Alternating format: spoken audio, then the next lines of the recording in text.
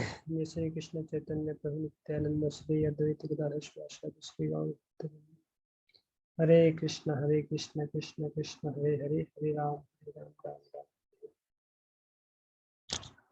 Okay, तो हम अपने सप्ताह को यहाँ से अपने भागवतम स्टडी को चालू रखते हैं। आवाज आ रही है सफिशिएंट?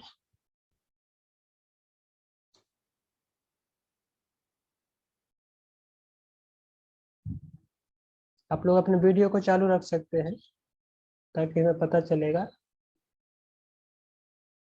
कि आप लोग सुन पा रहे हैं कि नहीं सुन पा रहे।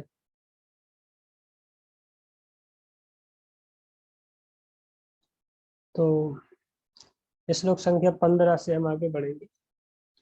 तो कल हम जो चर्चा कर रहे थे विशेष करके राजा परीक्षित के जन्म के उपलक्ष्य में जो है उनके जो पितामह तो काफी सारा धन धान्य बांट रहे थे, अलग अलग ब्राह्मणों को धन धान दे रहे थे। तो वो हम पूरा सेक्शन पढ़ रहे थे। प्रभुपाद जी ने कुछ तात्पर्य भी लिखे थे, ब्राह्मण की ड्यूटीज क्या है, गृहस्थों की ड्यूटी क्या है, उसके विषय में भी चर्चा किया था। आज हम उसके आगे थोड़ा सा बढ़ेंगे। तमूर्तु ब्राह्मणा तुष्टा राजा नाम प्रशयान्वितम् ऐसा ही अस्मिन् प्रजा तंतो पुराणाम पौरुषः। राजा के दान से अत्यधिक संतुष्ट विद्वान ब्राह्मणों ने राजा को पुरुओं में प्रधान कहकर संबोधित किया और बताया कि उनका पुत्र निश्चय ही पुरुओं की परंपरा में है। पुरुओं मतलब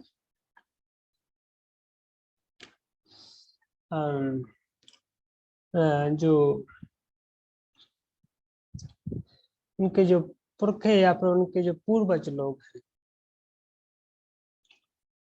दैवेन प्रतिघातेन शुक्ले संस्थामुपैषि रातो वो अनुग्रहार्थाय विष्णुना। ब्राह्मणों ने कहा, यह निष्कलंक पुत्र आप पर अनुग्रह करने के लिए सर्वशक्तिमान तथा सर्वव्यापी भगवान विष्णु द्वारा बचाया गया है।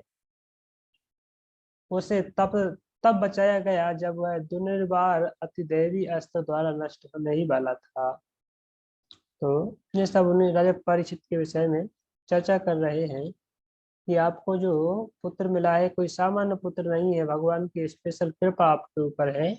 भगवान ने स्पेशल फेवर आपके ऊपर किया है इस पुत्र को दे करके, ऐसे उनको बताया।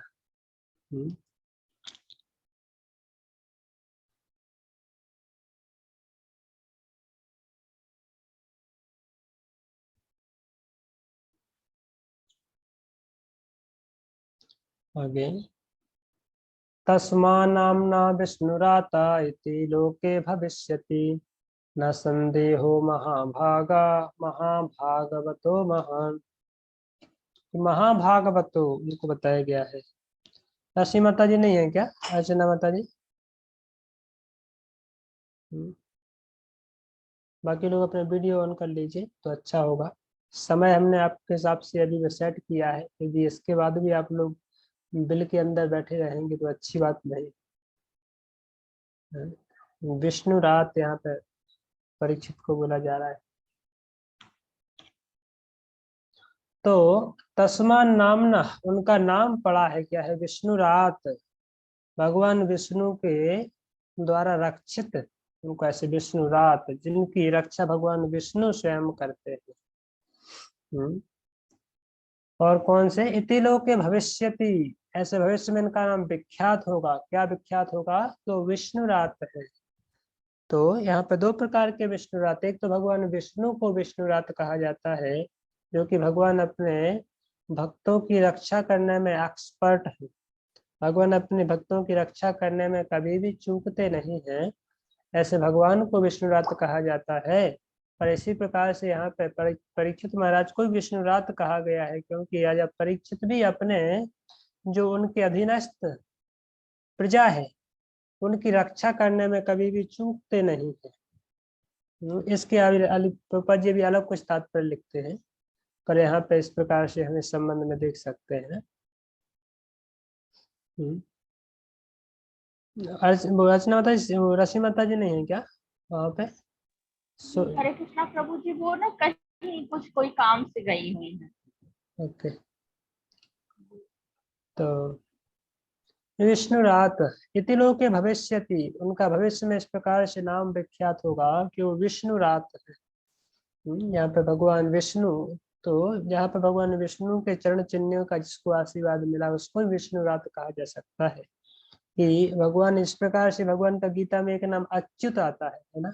अच्युत, अर्जुन उनको अच्युत कह के संबोधित करते हैं कि वो कभी च्युत नहीं होते, जो अपनी स्थिति से कभी नीचे नहीं गिरते। और आचार्यों का उसमें एक्सप्लेनेशन है कि भगवान अपने भक्तों की रक्षा करने में कभी चूकते नहीं। च्युत हो जाना मतलब चूक जाना। जैसे कोई बंदर था, उसने डाली नहीं पकड़ पाया तो च्युत हो गया, छूट गया डाली तो मर जाएगा, नीचे गिर जाएगा। है। पर बंदर हमेशा अच्युत होता है, मतलब उस सेंस में कि वो डाली उससे हाथों से छूटती नहीं है। वो कैसे भी जंप मारे, कहीं से भी उल्टा सीधा कैसे भी कूदे, पर वो डाली पकड़ ही लेता है। तो बंदर है। तो बंदर तो कभी कभार हो जाए कि चूक भी जाए, कभी कभार बंदर हो भी जाए कि चूक भी जाए, पर भगवान कभी नहीं चूकते हैं अपने भक्तों की रक्षा करने में। तो इसी प्रकार से भगवान का एक नाम अच्युत कहा जाता है। तो यहाँ पे विष्णुरात उनको कहा गया है, और भगवान ने विष्णु के ही जो शरण में आश्रय लिए हैं, ऐसे राजा परीक्षित को भी विष्णुरात कहा गया है। कि न संदेह हो, संदेह मत करना कि वो महाभाग है। महाभाग मतलब महाभागवत है। हे महाभाग्यशाली, हे परम भाग्यशाली है। किसको बोल रहे हैं? सूत गोस्वामी शौनकादि ऋषियों को भी बोल सकते हैं कि हे परम भाग्यशाली ऋषियों, ऐसे महाभागवत का जो है अवतरण हुआ है। ऐसे महाभागवत जो है प्रकट हुए हैं, महान, जो कि बहुत महान है। कौन है वो?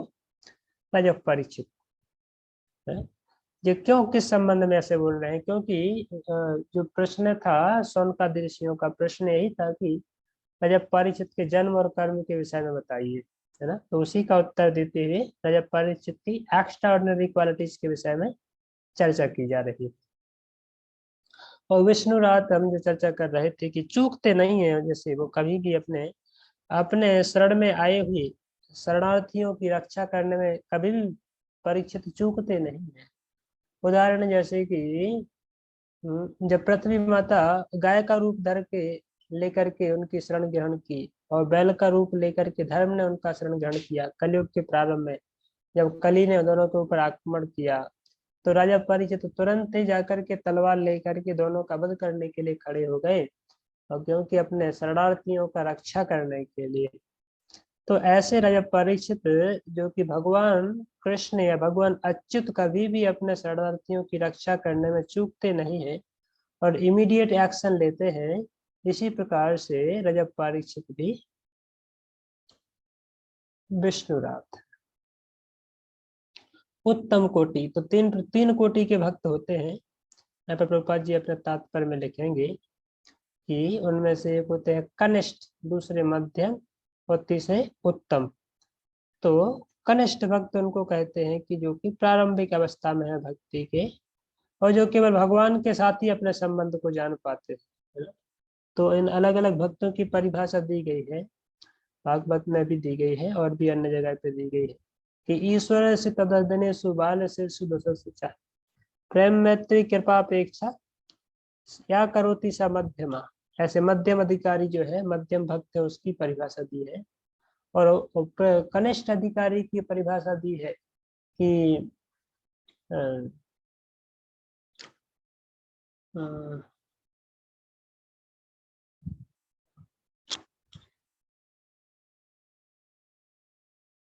क्या आता है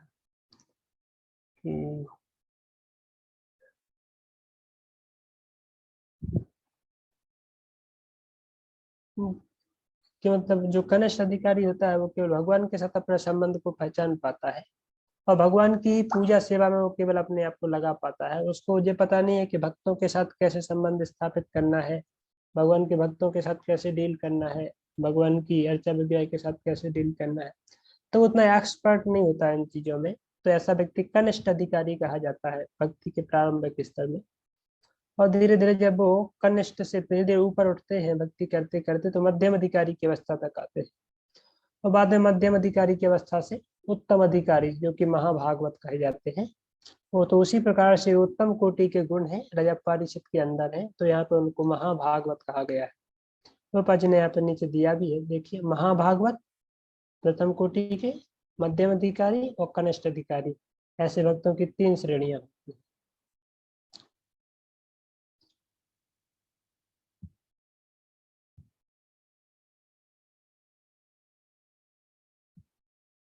अर्चाया में बहरिए, वो श्लोक आता है, अर्चाया में बहरिए या श्रद्धया पूजियत सद्यान्विता, ऐसे के श्लोक आता है कि जो अर्चा वगैरह के साथ ही केवल अपना संबंध स्थापित कर पाते हैं और भक्तों के बीच में एक अच्छा संबंध नहीं उनका होता है, ऐसे लोगों को नव दीक्षित कहते हैं, नौ सिखिया भी कहते हैं। तो ये 3 जो अलग अलग भक्त हैं उनकी परिभाषा प्रभुपाद जी यहाँ पे कह रहे हैं।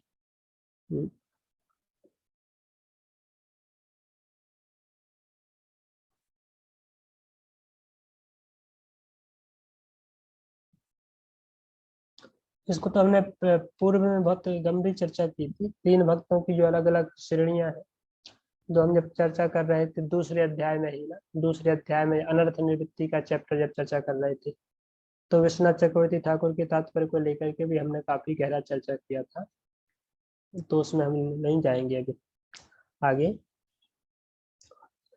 श्रीराजो उवाच अप्येषा वंशयानान् अप्येषवंश्यान् राजसीन् पुण्यश्लोकान् महात्मना अनुवर्तिता शुद्ध साधुवादेन सत्तमा, साधुवादेन सत्तमा, हे महात्मा हो सतात्मा हो, सत्तमा मतलब सतात्मा, हे सतात्मा हो साधुवादेन, साधु साधु साधु, वादेन मतलब बोलने लगे, वाह वाह, वंडरफुल वंडरफुल वंडरफुल, लाइन है साधुवादेन। तो जब इस प्रकार से रजत पारिषद के पुण्य श्लोकों को सुना है, उनके महान कार्यकलापों को सुना, तो उत्तम राजा युधिष्ठिर ने पूछा, हे महात्माओं, क्या यह बालक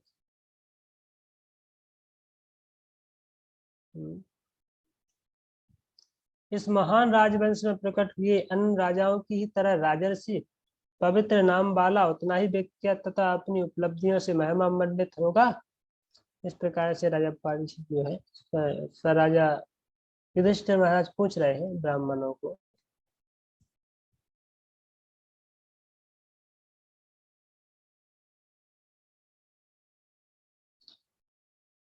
फिर उनके जो पूर्ववर्ती जो लोग हैं उनके अनुसार ही उनका कैरेक्टर होगा, वो सब प्रभुपाद जी ने नीचे तात्पर्य लिखे। ब्राह्मणा ऊचु, जब इस प्रकार से पूछा तो उसके उत्तर में फिर ब्राह्मण लोग उत्तर दे रहे हैं। पार्थ प्रजापिता साक्षात इक्ष्वाकुर यमानवा ब्राह्मणस्य सप्त संध्याश्च रामो दासरथे रामो दासरथिर्यथा। बोले S this boy Parikshit will have सारी की सारी वही इसके अंदर क्वालिटीज होंगी जो कि इसके पूर्वजों के अंदर हुई है, जो कि इसके पितामह प्रपितामह के अंदर जो कि जो क्वालिटी हुई है, वो सारी की सारी कैरेक्टर या क्वालिटीज इस बालक के अंदर भी होंगी। कैसे? वो पार्थ प्रजापिता साक्षात, वही बोलो पार्थ किसको बताया गया है? अर्जुन या कुंती पुत्र के जैसा। तो क्योंकि वो किसके पुत्र थे? अभिमन्यु। अभिमन्यु किसके पुत्र थे?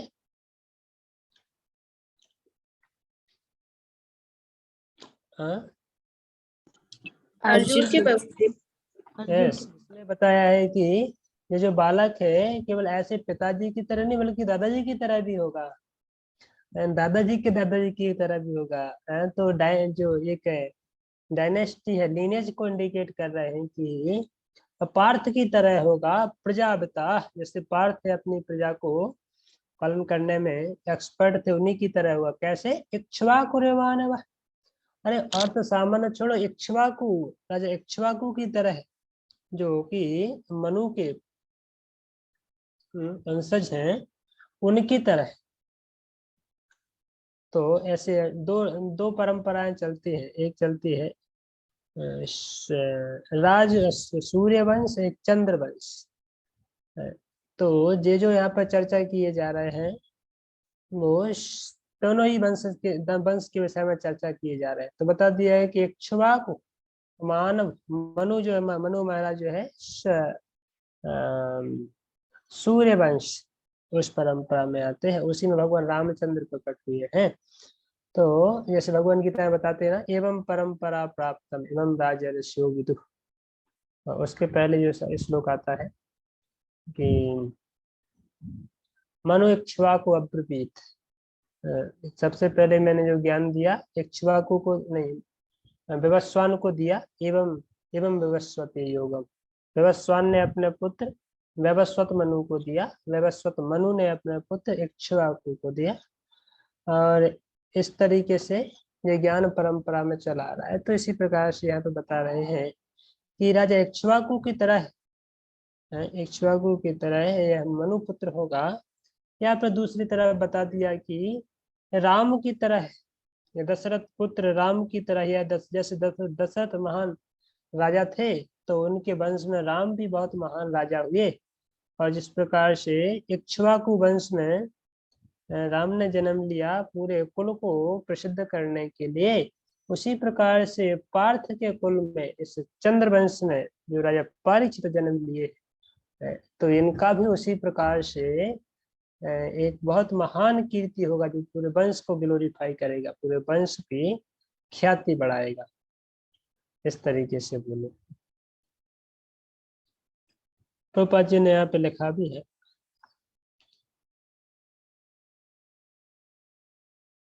प्रभुपाद जी लिख रहे हैं कि कर्म के अनुसार जो है 84 लाख में देहांतर होता है योनियों में।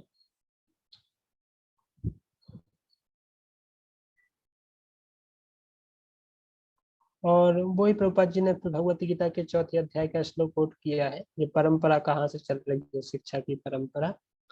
और मनु, उसके बाद मनु में से प्रजापति, उनके पुत्र इक्ष्वाकु हुए, महाराज इक्ष्वाकु उन्हीं में से एक थे 10 पुत्रों में से। तो प्रभुपाद जी पूरा उसी का वर्णन कर रहे हैं।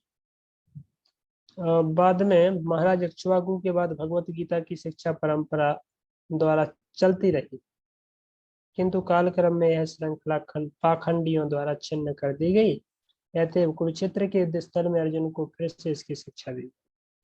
इसलिए इस तरह सारा वैदिक साहित्य सृष्टि के प्रारंभ से ही चला रहा है और अपौरुषेय कहलाता है, जिसका अर्थ है कि वह मनुष्य द्वारा रचित नहीं, मतलब पौर से नहीं है। पौर से मतलब किसी पुरुष के द्वारा दिया गया, तो अपौरुषेय है, मतलब किसी पुरुष के द्वारा नहीं दिया गया है, ये भगवान के द्वारा डायरेक्ट आया है। महाराज इक्ष्वाकु के विषय में प्रभुपाद जी लिखे हैं कि वैवस्वत मनु के पुत्रों में से एक थे। इनके 100 पुत्र थे वैवस्वत मनु के, उनमें से एक थे इक्ष्वाकु।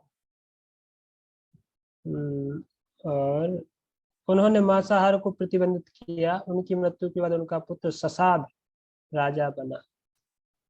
मनु जो है, इस श्लोक में मनु का उल्लेख आया है। तो प्रभुपाद जी भी भगवत गीता का पूरा हिस्ट्री निकाल के यहाँ पे दे रहे हैं।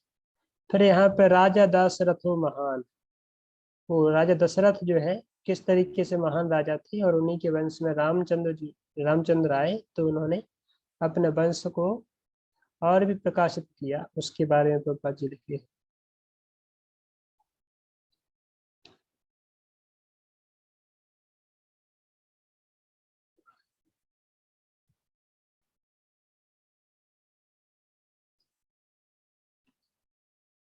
वही पूरा प्रभुपाद जी लिख रहे हैं, रामायण का थोड़ा सा हिस्ट्री दे रहे हैं।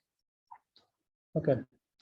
एष दाता शरण्यश्च यथा शोषी नराशिभिः यशो वितन्यता स्वानाम दोष्यन्ते देवी यज्ञनाम। फिर और भी कुछ अन्य उदाहरण दे रहे हैं, बोले पढ़िए इसको कोई एक एक करके आप लोग पढ़िए, एक एक श्लोक रोटेशन में। हरे कृष्ण प्रभु जी। हाँ। यह बालक सुप्रसिद्ध असिनर नरेश शिवी की भांति उदार दानवीर तथा शरणागतों का रक्षक होगा। यह अपने कुल के नाम तथा यश को उसी तरह फैला देगा जिस तरह महाराज दुष्यंत के पुत्र भरत ने किया था। हरे कृष्णा। ओके, तो जो आप लोग स्टोरी जानते ही हैं, ऐसे राजाओं का यहाँ पे नाम आ रहा है, शिवी का नाम आ रहा है और दुष्यंत पुत्र भरत का नाम आ रहा है। लोगों के बारे में आपको पता होगा राइट, कि वो लोग कितना बड़ा सेक्रीफाइस किए, इसलिए उनको नाम यहाँ पे महान पुरुषों में उनका नाम गिनाया जाता है कि वो दानवीर थे करके। शिवी के बारे में वो कबूतर का स्टोरी आता है राइट। कबूतर सुना आपने, बाज और कबूतर दो आते हैं, शिवी के पास ही आते हैं ना, वही वाला स्टोरी जिसमें सूर्य और वायु होते हैं, सूर्य और वायु होते हैं ना, वही है शायद, दोनों लोग होते हैं तो परीक्षा लेते हैं और तब शिवी जो है उनको अपना मांस काट काट करके देते हैं।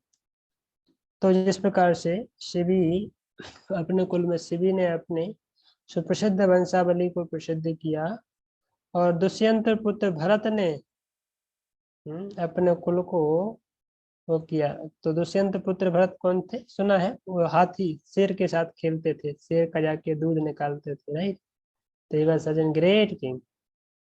तो इस प्रकार से आपका पुत्र भी आपके वंश की रक्षा करने वाला, वंश का नाम फैलाने वाला हुआ पहले का मतलब। रूपा जी ने यहाँ पे लिखा भी है दोनों के बारे में, उसी नगर के राजा शिवी।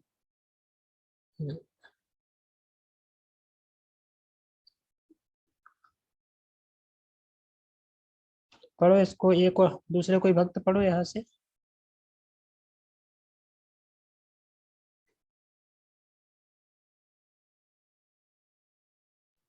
हरे कृष्णा प्रभु जी। पढ़ भगवान का प्रतिनिधि होने के कारण अपने प्राण की बाजी लगाकर भी शरणागत की रक्षा करने की प्रवृत्ति होनी चाहिए। उसी नगर नरेश महाराज शिवी महाराज ययाति के घनिष्ठ मित्र थे। महाराज शिवी समेत स्वर्ग पहुंचने में समर्थ हुए थे। महाराज शिवी को ज्ञात था कि मृत्यु के बाद उन्हें स्वर्गलोक में जाना है और इस स्वर्गलोक का विवरण महाभारत आदि पर्व 9669 में दिया हुआ है। महाराज शिवी इतने प्रणवदानी थे कि वे स्वर्गलोक में प्राप्त अपने स्थान को ययाति को देना चाहते थे, लेकिन ययाति ने उसे स्वीकार नहीं किया। ययाति अष्टक तथा अन्य महर्षियों के साथ स्वर्गलोक गए। ऋषियों के पूछे जाने पर ययाति ने स्वर्ग जाते समय उनसे शिवी के पुण्य कर्मों का वर्णन किया। वे यमराज के सभा के सदस्य बने जो उनके पूज्य देव थे, जैसा कि भगवत गीता से पुष्ट होता है। देवताओं का उपासक देवलोक को जाता है, यान्ति देववर्ता देवान। अतएव महाराज शिवी उस लोक में परम वैष्णव अधिकारी यमराज के पार्षद बन गए। जब वे पृथ्वी पे विद्यमान थे तो वे शरणागतों के रक्षक तथा दानी के रूप में अत्यंत विख्यात हो चुके थे। एक बार स्वर्ग के राजा ने बाज का रूप धारण किया और अग्नि ने कबूतर का रूप धारण किया। इस कबूतर ने बाज द्वारा पीछा किए जाने पर महाराज शिवी के गोद में आकर शरण ली, किंतु बाज चाहता था कि राजा उसे छोड़ दे। राजा उसे खाने के लिए दूसरा मांस देना चाहता था। राजा ने कबूतर को ना मारने के लिए अनुनय विनय की। बाज ने पहले राजा का अनुरोध नहीं माना, लेकिन बाद में तय हुआ कि राजा अपने शरीर से कबूतर के भार के बराबर मांस काट कर दे। राजा कबूतर के भार के तुल्य अपने शरीर से मांस काट काट कर दूल्हा पर रखता जाता, लेकिन रहस्यमय कबूतर सदा भारी ही रहता। तब राजा स्वयं दूल्हा पर चढ़ गया जिससे भार पूरा हो जाए।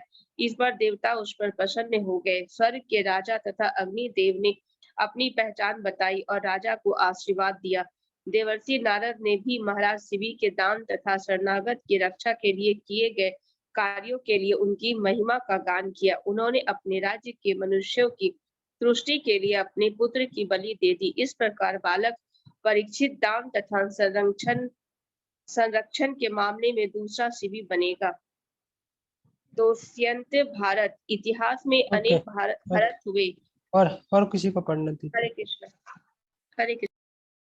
तो जी आपने पढ़ ली शिवी की स्टोरी कि उन्होंने अपने शरीर को ही उसके लिए दान कर दिया, मांस के बराबर चढ़ाते चढ़ाते पूरा अपने शरीर को ही दान कर दिया। ओके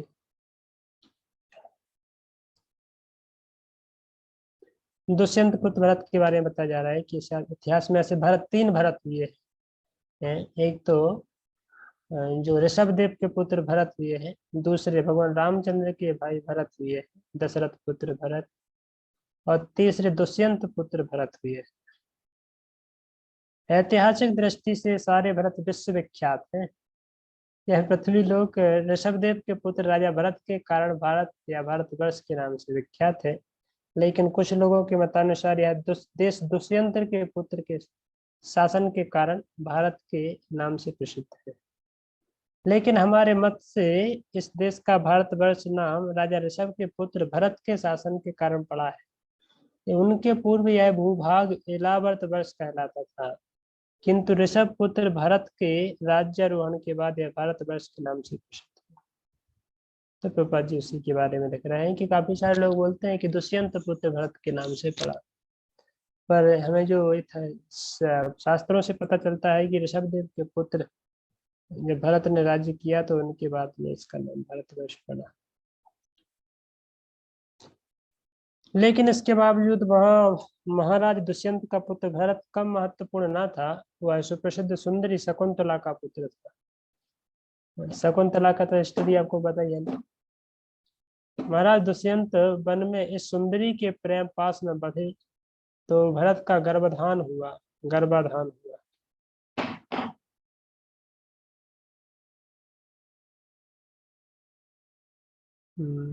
तत्पश्चात दुर्वासा मुनि के शापवश राजा अपनी पत्नी शकुंतला को भूल गया।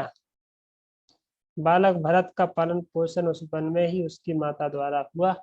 वह अपने बाल्यकाल में ही इतना बलशाली था कि वह जंगल के सिंहों तथा हाथियों को ललकारता और उनके साथ वैसे ही लड़ता जैसे छोटे छोटे बालक कुत्ते बिल्लियों से खेलते हैं।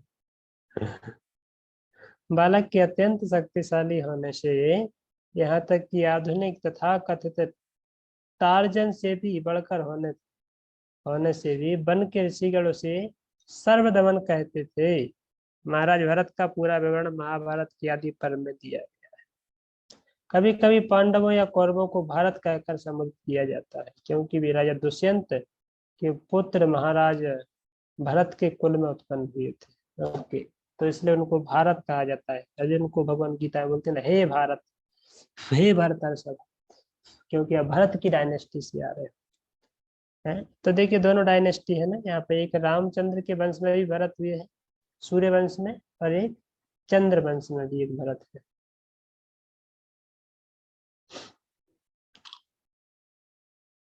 धन विनामग्रणी रेशा तुल्याश्चार्जुन युर्दयो होता साहेब दुर्धर्षः समुद्राय दुस्तरा। महान धनुर्धरों में यह बालक अर्जुन के ही समान होगा, यह अग्निदेव के समान दुर्निर्वार तथा समुद्र की भांति दुर्लांग होगा। तो राजा परीक्षित के जब जन्म और कर्म की सब अलग अलग गुरु बता रहे हैं।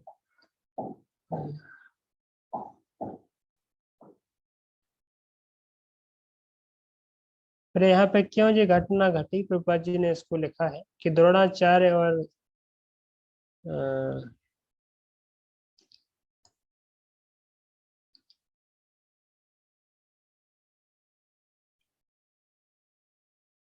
बब्रुवाहन का यहाँ पे चर्चा किया जा रहा है कि बब्रुवाहन का वंश क्या था। द्रोणाचार्य को घड़ियाल से बचाया गया। ये स्टोरी मैंने सुना नहीं, इसको पढ़ लेते, क्लियर हो जाएगा।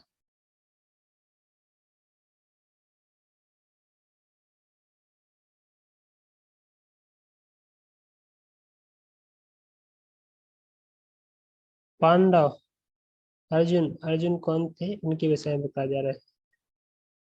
यहाँ पे दो तीन अर्जुन हुए, एक कार्तवीर अर्जुन हुए, अलग अलग हुए, उनके बारे में प्रभुपाद जी लिख रहे हैं। पढ़िए इसको कोई स्पीड में। हरे कृष्ण प्रभु जी। भगवत गीता के महान नायक हैं। ये महाराज पांडु के क्षत्रिय पुत्र थे। महारानी कुंती देवी किसी भी देवता का आवाहन कर सकती थी, और इस तरह जब उन्होंने इंद्र का आवाहन किया तो उससे अर्जुन का जन्म हुआ। अतएव अर्जुन स्वर्ग के राजा इंद्र के पूर्ण अंश हैं। क्योंकि उनका जन्म फाल्गुन मास फरवरी मास में हुआ था, अतएव वे फाल्गुनी भी कहलाते हैं। जब वे कुंती के पुत्र के रूप में उत्पन्न हुए तो आकाशवाणी हुई कि यह पुत्र महान होगा। उसके जन्मोत्सव में ब्राह्मण के सारे महत्वपूर्ण व्यक्ति तथा देवता, गंधर्व आदि, सूर्य लोकवासी, रुद्र, वसु, नाग, ऋषि तथा अप्सराएं सम्मिलित हुए थे। अप्सराओं ने अपने स्वर्गिक नृत्य तथा गायन के